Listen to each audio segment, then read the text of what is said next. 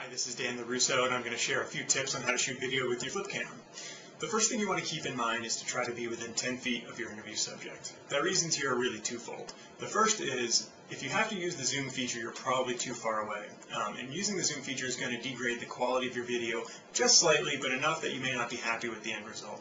The second is the most important reason, and that's the audio quality. All these devices are great, but they also have built-in microphones or internal mics, and they're designed to pick up a lot of ambient sound. So if you're at a conference or an event, you're going to hear your interview subject along with all the background noise in the room.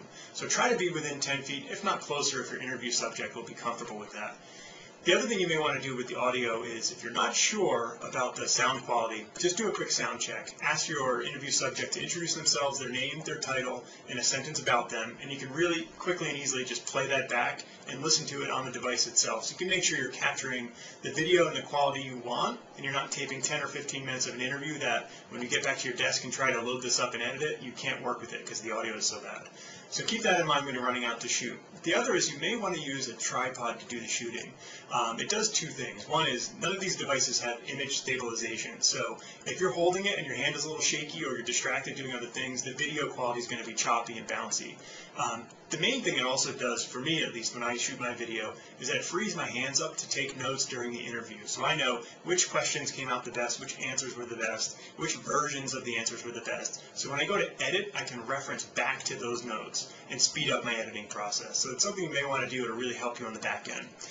The next thing is to shoot B-roll. If you are walking into a conference or an event, take a shot of a logo, of the booth, of foot traffic, those kinds of things that you can really use and incorporate into the video later. It just gives them something, or gives your viewers something a little bit different beyond just a talking head. The last point I wanted to make was something called the rule of thirds. And this is really something, if you picture the video screen you're looking at now divided into a tic-tac-toe board, is to really get your interview subject off to the side of one of those quadrants. So there may be one line here, one line here, one line here, and one line around this area. And what that does is it breaks up the video that people are seeing. A lot of the interviews you see online are really shot in the center, so it may have somebody looking directly into the screen, and all you see is their head or their face. And after about a minute or two, that may be a little bit much to look at.